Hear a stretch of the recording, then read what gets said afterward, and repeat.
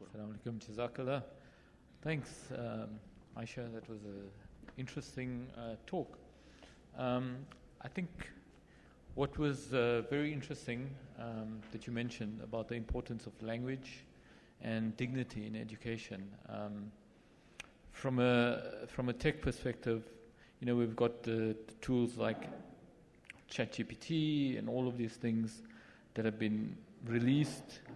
And if we look at media of what the training data, a lot of it is based on Western sources, because some studies have said like 60 or 70% of sources are Western. So how do we counter local knowledge and local people being influenced by, let's call it, or being educated and influenced? I think Sheikh Suleiman also spoke about it, the algorithm shaping our behavior.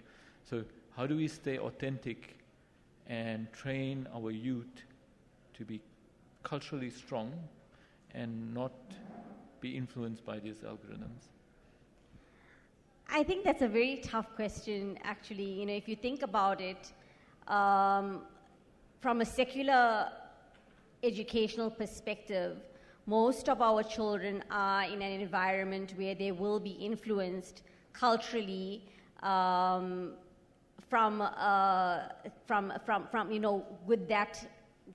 that lens.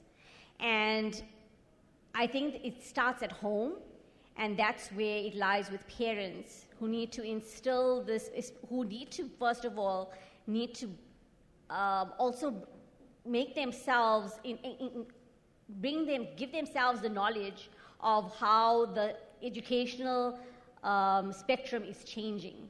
And in doing so, instill in our kids the thought processes in terms of ask questions, that don't accept something for what it is. And I think as adults, we need to do the same.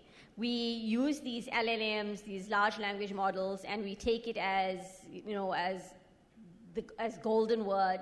And that is one of the challenges we face as adults. So you can only imagine what it's like for a youngster to be engaging with these platforms. And that's where I believe it starts at home and starts in the madrasas as well. And that is a big gap where I think we speak about this digital divide in education. But from an Islamic perspective, are our madrasas including something in the maktab to be able to incorporate and somehow empower our students to use these platforms ethically and from the right perspective? Shukran, jazakallah khairan. So we've got a question on how do we extract, you mentioned, Shahiem, you mentioned wisdom. So how do we cultivate that wisdom? How do we extract wisdom in terms of knowledge? Because it's very easy to log on to something like ChatGPT, ask it a question, and it'll give you the answer, but you may not know whether that answer is relevant or not.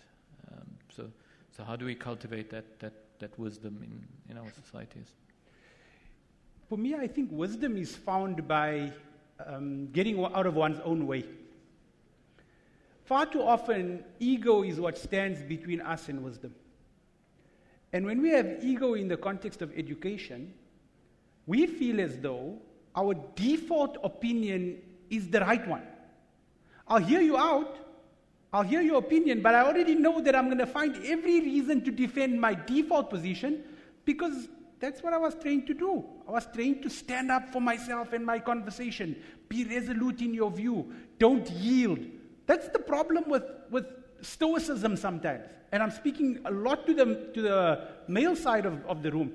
We are from a generation, and God forbid we become the generation that teaches young children that your way is the right way.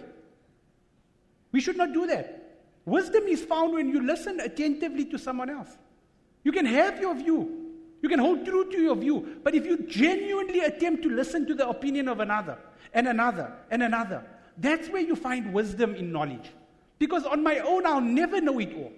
My opinion that I formulated will never be fully correct, but it will also be never fully wrong. But if I get the right people around the room that I can trust with competence, and we come together with compassion, then I think we're on the right track. So for me, wisdom and getting away from one's ego are hand in hand, and you'll find knowledge-based wisdom in that sense. Ayesha, do you have anything to add? No, not on that. No, I'll leave it to Dr. Shahiem. He's done an excellent job. So you also mentioned, the issue with the digital divide in terms of computer issues, or Shahiem. So how do we overcome that in education?